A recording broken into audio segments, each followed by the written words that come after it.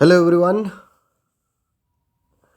आप सभी का मैं स्वागत करता हूं लीगल नैरेटिव में। आज बहुत ज़्यादा थक गया हूं। सीयूईटी का टेस्ट भी था दिन में और पंजाब पीसीएस मेंस का भी आज टेस्ट था। आप लोगों का भी खैर टेस्ट था आज ईपीओ वालों का। और मैं टेस्ट वो कंडक्ट नहीं करा सका क्योंकि मैंने आप लोगों से वादा किया हुआ था कि मैं सबसे पहले असर्शन एंड रीजन की क्वेश्चंस को सॉल्व करा दूंगा, उनके तरीके बता दूंगा, उसके बाद में हम टेस्ट कंडक्ट करेंगे। और इसमें मैं थोड़ा सा लेट हो गया, I am so sorry for that.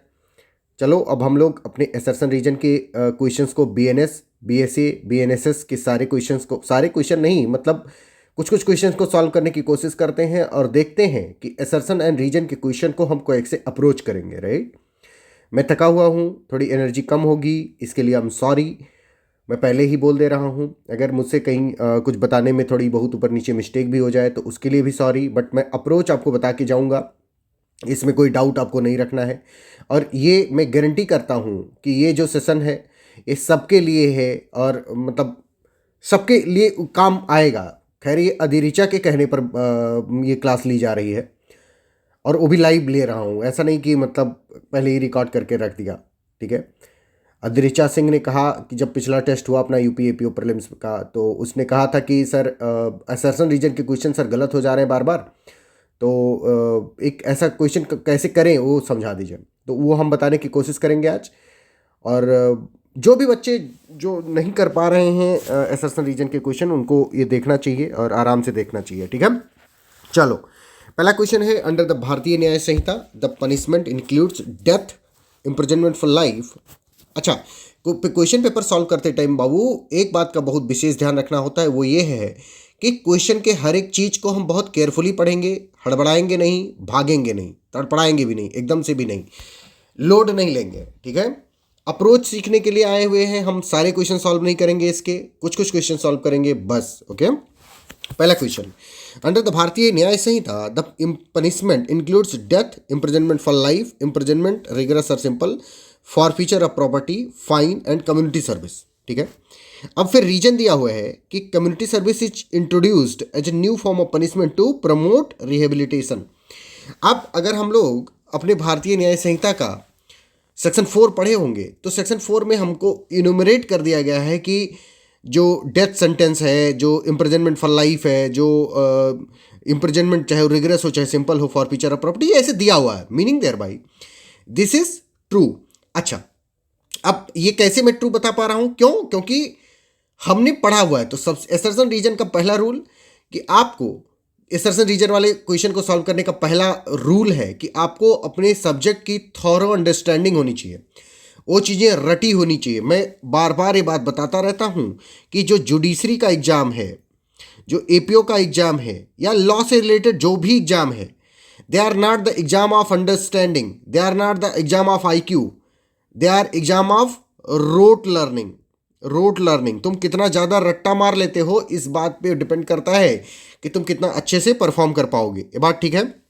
इतना ओपनली कोई बोलता नहीं है, जो सेलेक्ट हो जाता है वो एकदम सीना चौड़ा करके कि नहीं मैं बहुत होशियार हूँ, ऐसा कुछ नहीं है। उस टाइम पे अगर उसने थोड़ा ज़्यादा याद कर लिया, ज़्यादा मेमोराइज कर लिया और ज़्यादा प्रोड्यूस कर दिया तो उसका हो गया, और जो थोड़ा कम कर पाया उसका नहीं हुआ। बस बहुत सिंपल बात है। ठीक है, तो इसके लिए बहुत लोड लेने की बहुत ज़रूरत है नहीं। अब देखो, तो हमको ये बात पता थी कि सेक्शन 4 में ये सारे चीज़ें दी गई हैं, ये सारे पनिशमेंट दिए गए हैं। अब बात आती है कि रीजन है कि community service is introduced as a new form of punishment to promote rehabilitation. ये बात भी ठीक है कि जो कम्युनिटी सर्विस है, कम्युनिटी सर्विस को इंट्रोड्यूस किया गया है कि लोगों को नाजायज में जेल ना जाना पड़े। ठीक है, वो क्या करें कि उनको कम्युनिटी सर्विस का मतलब होता है कि उनसे ऐसा काम करवाया जाए जिसके बदले में उनको रिम्यूनरेशन ना दिया जाए।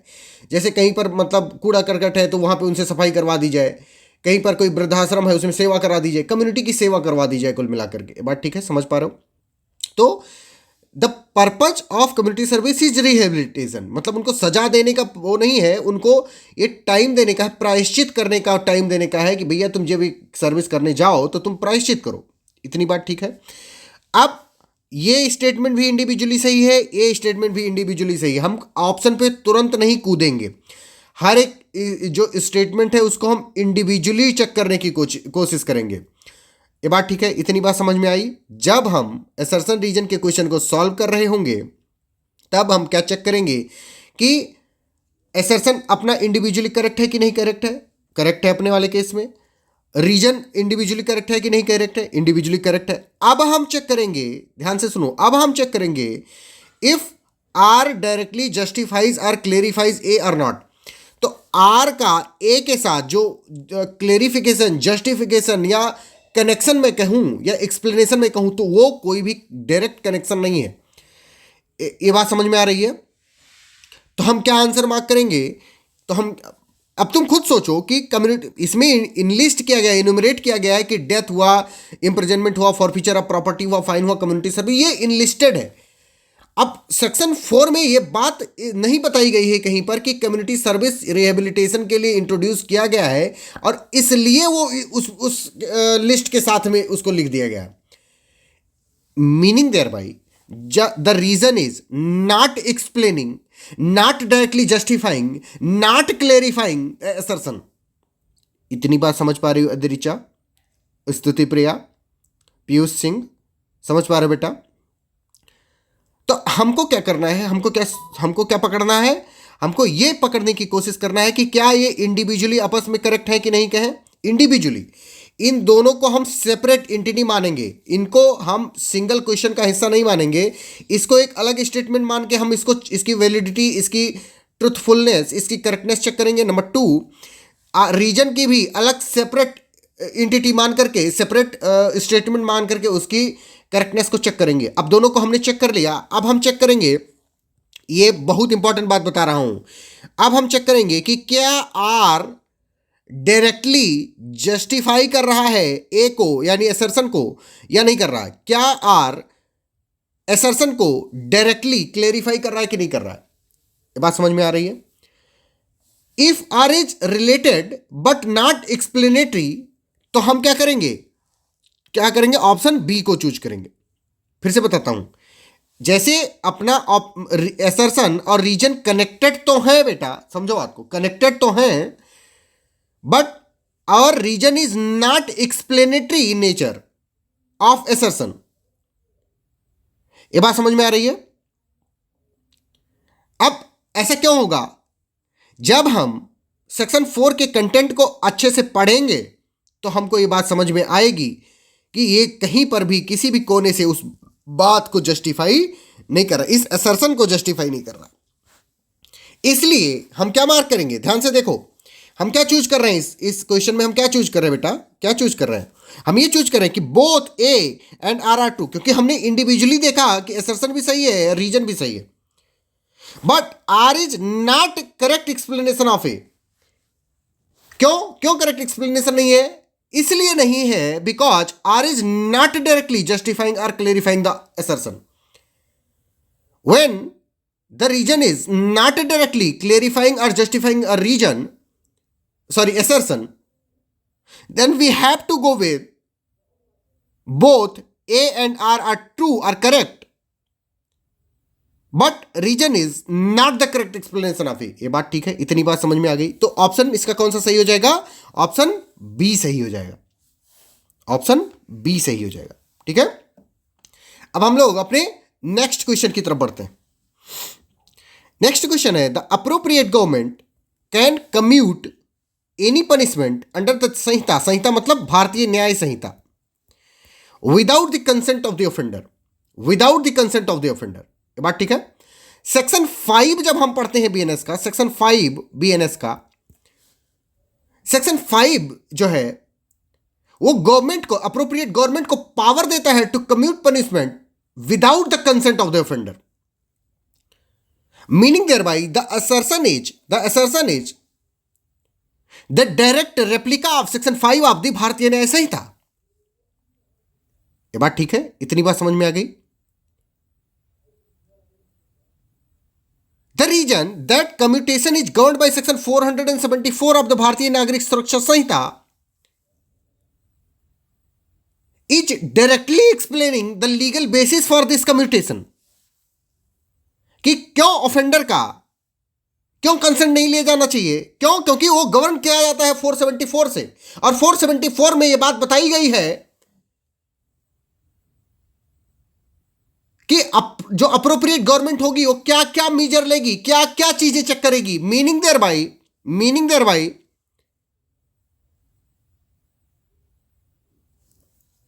जो एसर्शन है अपना वो भी करेक्ट है बेटा, और जो रीजन है वो भी करेक्ट है।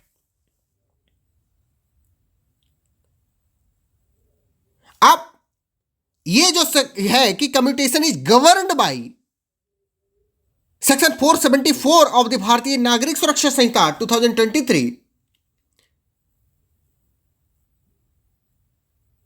यह बात एकदम जायज है, एकदम ठीक है। क्यों? क्योंकि जो कम्यूटेशन का प्रोविजन है सेक्शन 474 ऑफ BNSS भारतीय नागरिक सुरक्षा संहिता 2023 में डायरेक्टली एक्सप्लेन किया गया है with legal basic for commutation. तो ये क्या कर रहा है? ये इसको एक्सप्लेन कर रहा है। ये बात ठीक है, इसको क्या कर रहा है बेटा? एक्सप्लेन कर रहा है। जब ये एक्सप्लेन कर रहा है तो अपना कौन सा ऑप्शन करेक्ट होगा? क्योंकि दोनों इंडिविजुअली करेक्ट हैं और अपना रीजन जो है वो असर्शन को एक्सप्लेन भी कर रहा है। तो क्या आंसर करेक्ट होगा मेरा बच्चा? ऑप्शन ए करेक्ट होगा। Both assertion and reason are true and R is correct explanation of assertion. R is correct explanation of assertion. ठीक है, नेक्स्ट क्वेश्चन अपना कहता है बेटा, ध्यान से समझो। अधरिचा स्तुति, imprisonment for life is reckoned as equivalent to 20 years for calculating fraction of terms of punishment. This equivalence applies unless otherwise provided in the law. अब सेक्शन 6 जो है अपना, सेक्शन 6 जो कहता है वो लाइफ इंप्रिजनमेंट को 20 ईयर के कैलकुलेशन से क्या करता है बेटा? इक्वेट करता है। सेक्शन 6 अगर देखोगे आप, ठीक है,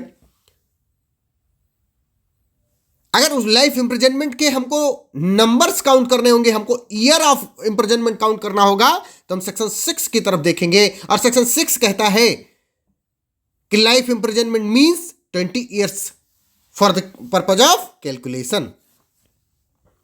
बात ठीक है। अब अपना जो रीजन है, ये रीजन में unless otherwise provided in the law use कर रहा है, which explains the conditional nature and making it the correct explanation of the assertion. ठीक है,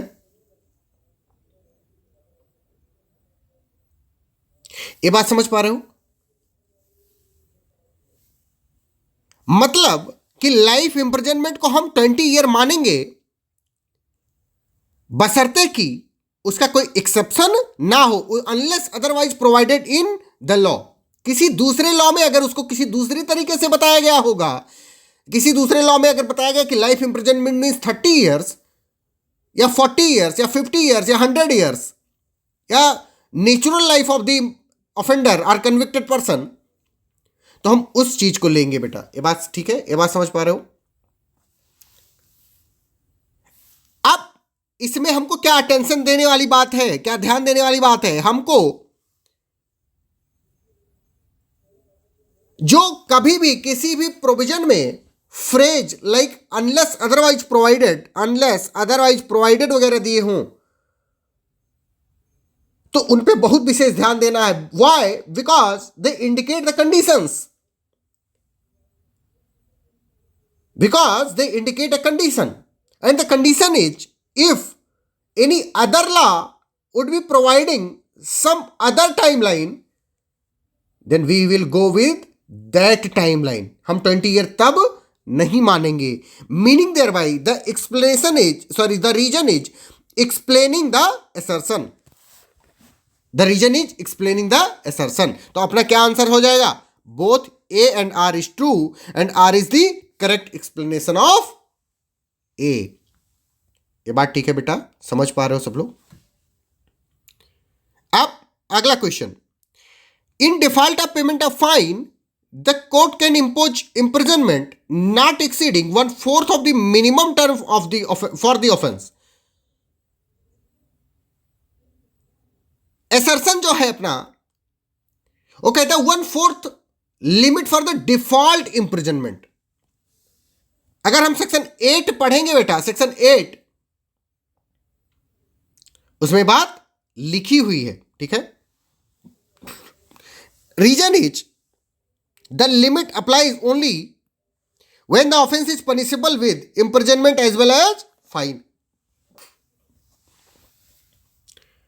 और ये प्रोविजन तभी लागू होता है, ये बात एकदम क्लियर है, एकदम सही है, उन्हीं ऑफेंसेस में लागू होगा जो ऑफेंसेस इंप्रिजनमेंट से और फाइन से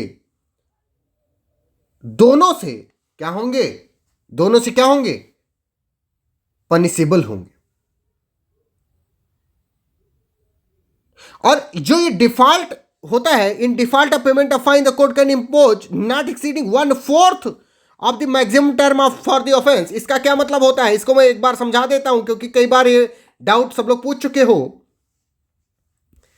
मान लो थेफ्ट तुम कमिट करते हो, थेफ्ट की इंप्रिजनमेंट होती, पनिशमेंट होती है 3 ईयर। अब मान लो तुमको कोर्ट ने 6 महीने का सजा सुनाया, 6 महीने का इंप्रिजनमेंट और 10,000 रुपए का जुर्माना लगाया, फाइन। तुम फाइन या पेमेंट नहीं कर रहे हो, तुम फाइन पेमेंट नहीं कर रहे हो, देन कितना तुमको अब कोर्ट, और मतलब इन default of this payment of fine court तुमको कितना और इंप्रिजनमेंट दे सकता है। कोर्ट तुमको बेटा इस 3 साल का 1/4 दे सकता है। 3 साल मतलब 12 दूना 24, 12 36 महीना, 36 मंथ्स, और 36 मंथ का 1/4 कितना होता है, 9 मंथ। 9 मंथ का बेटा तुमको और पनिशमेंट मिल जाएगा, 9 मंथ का तुमको और इंप्रिजनमेंट मिल जाएगा। ये बात ठीक है, इतनी बात समझ में आ गई सबको, यस और नो। इसको जो तुमको पनिशमेंट दिया गया है उसका 1/4 नहीं होना होता है, जो मैक्सिमम पनिशमेंट होती है उस ऑफेंस की, मैक्सिमम टर्म ऑफ इंप्रिजनमेंट होता है जो उस ऑफेंस का, उसका 1/4 दिया जाता है। ये बात याद रहेगी। सेक्शन 8 देखना सब लोग, सेक्शन 8, ओके। तो अपने इस क्वेश्चन में क्वेश्चन नंबर 4 में हमने क्या पाया, हम पाए कि अपना जो असर्शन है, assertion is true and the reason is also true and reason is explaining assertion। क्यों एक्सप्लेन कर रहा है, क्योंकि ये जो इंपोज किया जाता है imprisonment not exceeding 1/4 of the maximum term of offence, वो कब इंपोज किया जाता है, जब वो ऑफेंस इंप्रिजनमेंट से और फाइन से दोनों से पनिशेबल होता है, दोनों से पनिशेबल होता है। ये बात समझ में आ गई बेटा। इसका मतलब जो अपना रीजन है वो असर्शन को क्या कर रहा है, एक्सप्लेन कर रहा है। क्या कर रहा है, एक्सप्लेन कर रहा है। ये बात समझ में आ गई। तो हम क्या आंसर मार्क करेंगे, both A and R are true and R is the correct explanation of A. ठीक है, आ रही बात समझ इफ्राजा में। Now we will solve next question, that is question number 5. The solitary confinement cannot exceed 3 months in total for any imprisonment sentence. And the reason is the limit varies based on the terms of imprisonment, such as 1 month for up to 6 month imprisonment. Assertion जो है बेटा अपना, that limits the solitary confinement to 3 months in total. किस section में बात बताई गई है, सेक्शन 11 ऑफ BNS में। अब जो रीजन है अपना कथन या कारण, that details the scale based on the imprisonment term, explaining how the limit is applied. ये जो 3 महीना है, ये 3 महीना how it is to be applied, इस बात को क्या करता है, एक्सप्लेन कर रहा है कि the limit varies based on the terms of imprisonment such as 1 month for up to 6 months imprisonment.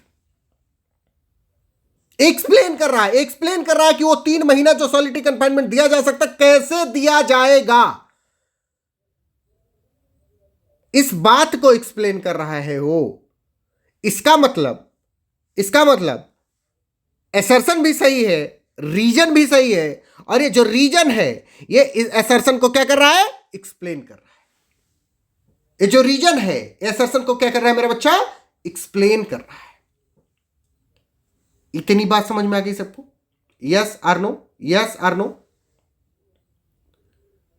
We will move to the next question, that is question number 6.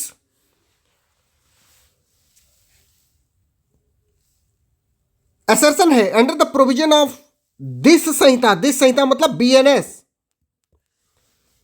imprisonment for life is reckoned as equivalent to imprisonment for 20 years in calculating fraction of terms of imprisonment. This equivalence is provided unless otherwise specified in the संहिता। इस question को हम लोग पहले ही solve कर चुके हैं, तो option A correct हो जाएगा। बहुत सही है और करेक्ट एक्सप्लेनेशन है, ठीक है।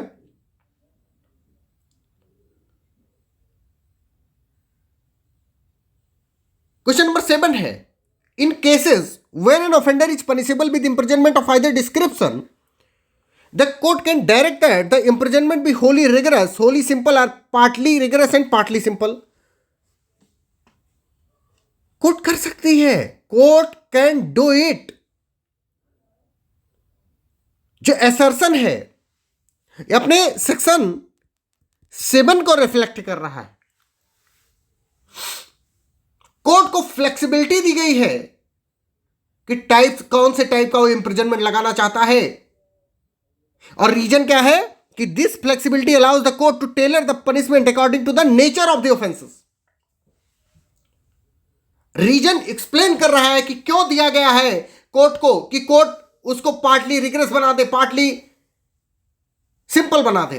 क्यों दिया गया है? This is because to tackle the nature of the offence, to tackle the nature of the offence. बात ठीक है बेटा, समझ पा रहे हो? और उस नेचर ऑफ द ऑफेंस को टैकल करने के लिए, इसका मतलब इस असर्शन को ये जो रीजन है ये क्या कर रहा है, एक्सप्लेन कर रहा है। तो ऑप्शन क्या हो जाएगा अपना, both A and R are true and R is the correct explanation of A. ये अलग अलग तो सही है ही, असर्शन अपना अलग से सही है, रीजन अपना अलग से सही है। हमको ये कनेक्शन चेक करना है whether the reason is explaining the assertion और not. And in our case, the region explains that कि क्यों फ्लेक्सिबिलिटी दी गई है कोर्ट को to decide the types of imprisonment, क्यों दी गई है ऐसी फ्लेक्सिबिलिटी। ये बात समझ में आ रही है? तो ये एक्सप्लेन कर रहा है, यानी रीजन अपना एक्सप्लेन कर रहा है असर्शन को। समझ पा रही हो Adhiricha? Next question is Narayan,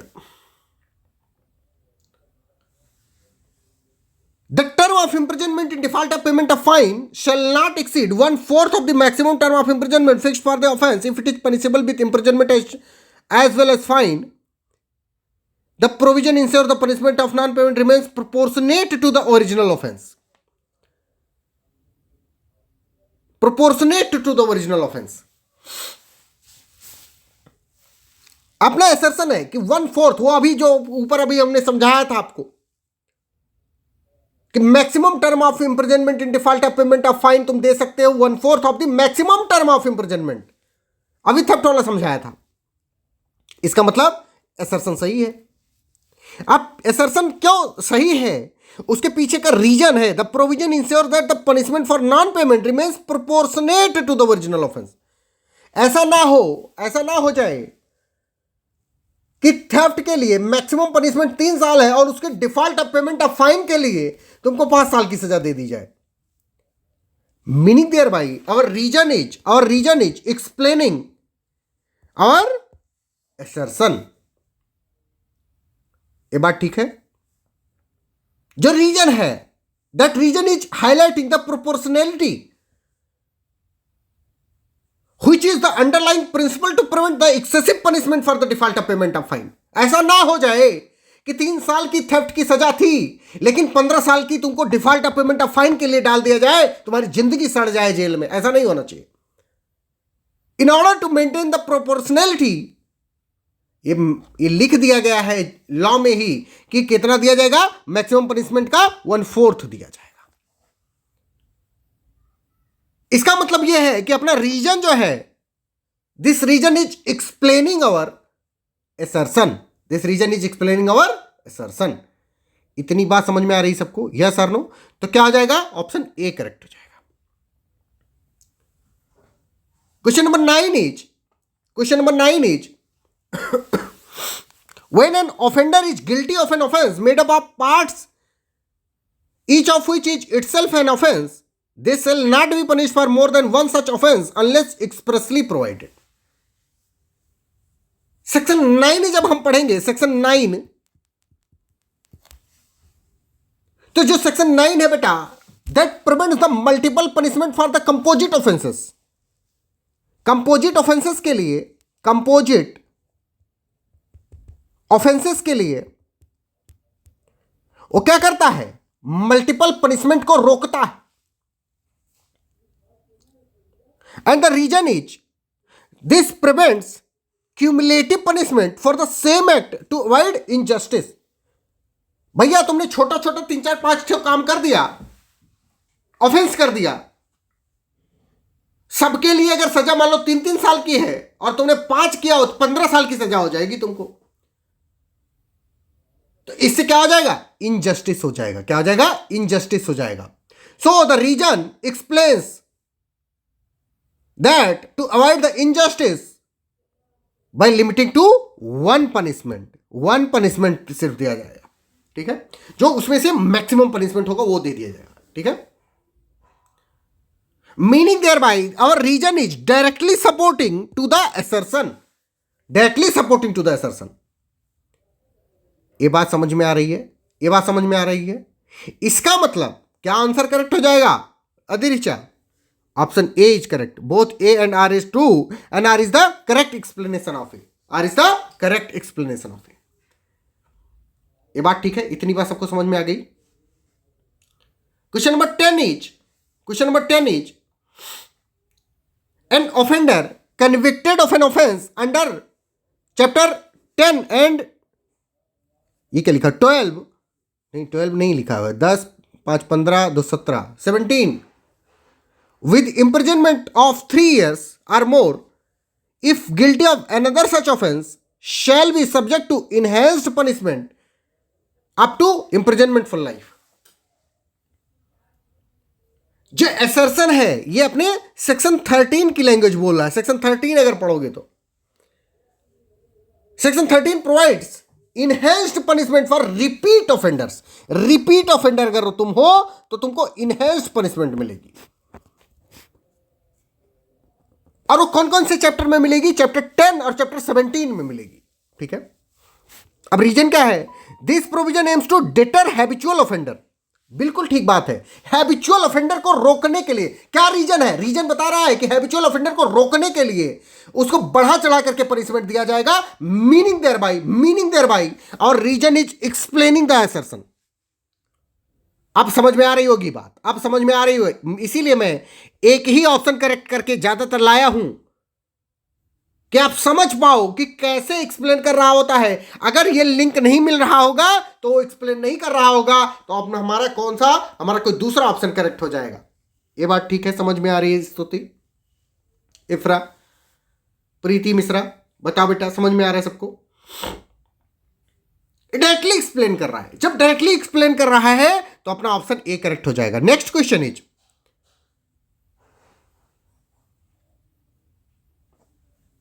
assertion है अपना, a person who is compelled by threat of instant death to commit an offence is not liable for that offence.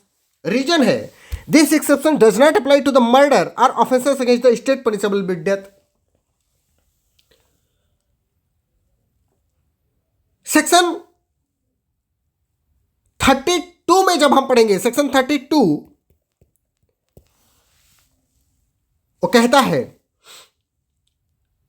कि कंपल्सन बाय थ्रेट अगर हम कोई काम करेंगे तो नहीं माना जाएगा. ठीक है, बट इसका एक्सेप्शन है कि मर्डर नहीं कर सकते हो किसी के कंपेल करने पर. तुम स्टेट के खिलाफ वेज वार नहीं कर सकते हो. बात ठीक है. रीजन है this exception does not apply to the murder and. अब ये डायरेक्टली एक्सप्लेन कर रहा है भाई, डायरेक्टली एक्सप्लेन कर रहा है. It is directly limiting the scope of the compulsion clause. तो इसलिए भैया क्या होगा, reason is explaining the assertion. तो ऑप्शन ए करेक्ट हो जाएगा, ऑप्शन ए करेक्ट हो जाएगा. ठीक है. Next question is the right to private defence of body extend to voluntarily causing death if the assault causes reasonable apprehension of grievous act. ठीक है. This right commences as soon as the reasonable apprehension of danger arises and continues until the danger ends. भैया the purpose of right to private defense is to protect the oneself's body when there is no recourse of public authority. Public authority का अगर recourse नहीं होगा तो तुम अपनी body को खुद प्रोटेक्ट करने, अपनी बॉडी, अपनी प्रॉपर्टी, दूसरे की बॉडी, दूसरे की प्रॉपर्टी प्रोटेक्ट करने के लिए तुम क्या हो, तुम्हारे पास राइट क्या है बेटा, तुम्हारे पास राइट. बात समझ पा रहे हो. सेक्शन 38 कहता है कि प्राइवेट डिफेंस को एक्सरसाइज करते हुए तुम डेथ भी कॉज कर सकते हो अगर तुमको अप्रीहेंशन है किसका, ग्रीवियस हर्ट का. सेक्शन 38.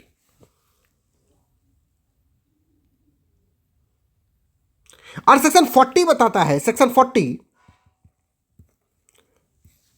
कि ऐसा तुम क्यों कर सकते हो और कब तक एक्सरसाइज कर सकते हो, जब तक तुम्हें रीजनेबल अप्रीहेंशन है कि तुम्हारे खिलाफ कोई चीज हो सकती है. ये बात ठीक है. तो ये रीजनेबल अप्रीहेंशन है, इसका मतलब ये असर्शन को एक्सप्लेन कर रहा है. क्या कर रहा है, असर्शन को एक्सप्लेन कर रहा है. ये बात ठीक है, समझ पा रहे हो बात. Next question is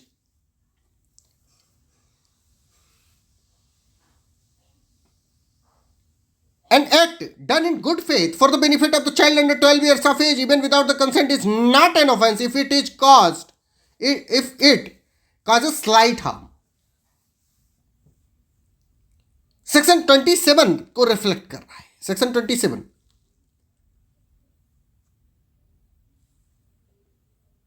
this exception does not extend to intentionally causing death और ग्रीवियस. भैया तुम डेथ नहीं कॉज कर सकते हो, तुम डेथ नहीं कॉज कर सकते हो. मतलब ये एक्सप्लेन कर रहा है, इस चीज को बता रहा है.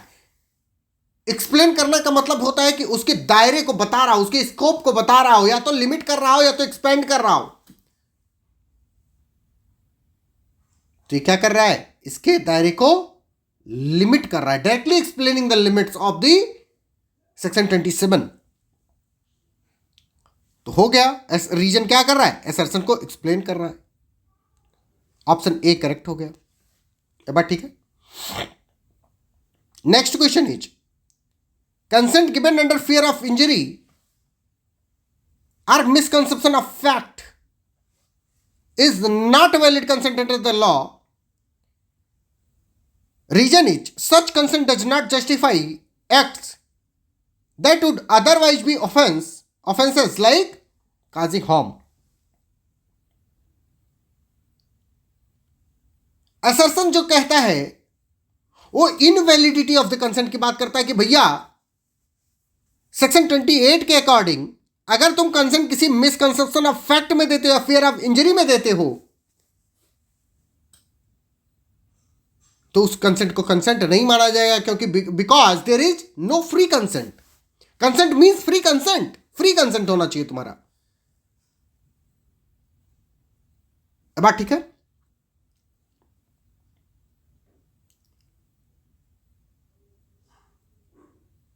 अब रीजन जो अपना बताता है, such consent does not justify acts that would otherwise be an offence like causing harm. बात ठीक है, ये एक्सप्लेन कर रहा है कि अगर तुम फ्री कंसेंट नहीं दे रहे हो, सिर्फ किसी के दबाव में, किसी के मिसकंसेप्शन ऑफ फैक्ट में अगर तुम कोई कंसेंट दे रहे हो, तो उस कंसेंट को कंसेंट नहीं माना जाएगा, उस कंसेंट को कंसेंट नहीं माना जाएगा। ये बात ठीक है? तो ये एक्सप्लेन, रीजन अपना असर्शन को एक्सप्लेन कर रहा है, इसका मतलब ऑप्शन ए करेक्ट हो जाएगा, ऑप्शन ए करेक्ट हो जाएगा। ठीक है?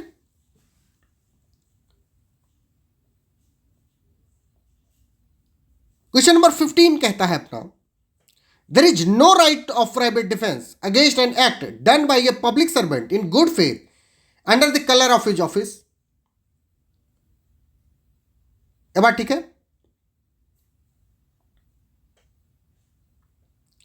इसमें जो अपना है,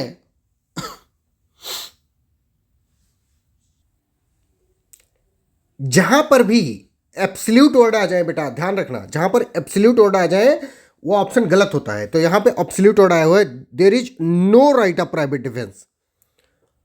भैया राइट टू प्राइवेट डिफेंस किसी के भी खिलाफ अवेलेबल है, इवन अपने बाप के खिलाफ भी अवेलेबल होता है।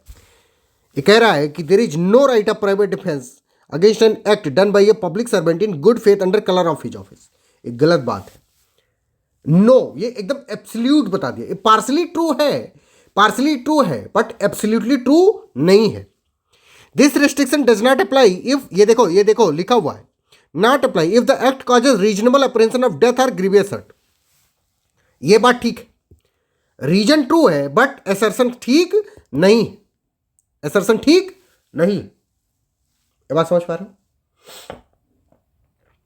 तो हमारा क्या ऑप्शन सही हो जाएगा? ऑप्शन डी सही हो जाएगा कि A is false but R is true. समझ पा रहे हो? असर्शन रीजन को ऐसे सॉल्व करेंगे हम कि हर चीज पकड़ेंगे, हर एक कंसेप्ट को पकड़ेंगे, हर एक छोटी छोटी चीज को पकड़ेंगे, और फिर हम क्वेश्चन को क्या कर देंगे? करेक्ट कर देंगे। तो 2-3 चीजें मैं बताने जा रहा हूं, यहां पर ध्यान से सुनो। लॉ में कोई भी चीज जब एब्सोल्यूट टर्म में दी हो, एब्सोल्यूट टर्म में दी हो, तो क्या होती है? गलत होती है, क्योंकि लॉ में कुछ भी एब्सोल्यूट नहीं होता है। हर लॉ का कुछ ना कुछ एक्सेप्शन जरूर होता है। ये बात ठीक है? तो जहां कहीं पर भी ये बात दिखे कि एकदम एब्सोल्यूट बात बता रहा है, वो गलत है। जैसे इसमें कह रहा है अपना कि there is no right of private defence against an act done by a public servant in good faith under colour of office. Absolute है, और जैसे ही एब्सोल्यूट हुआ बेटा, क्या हो गए? रॉन्ग हो गए, गलत हो गया। इतनी बात समझ में आ गई सबको? Now moving to the next question, that is question number 16।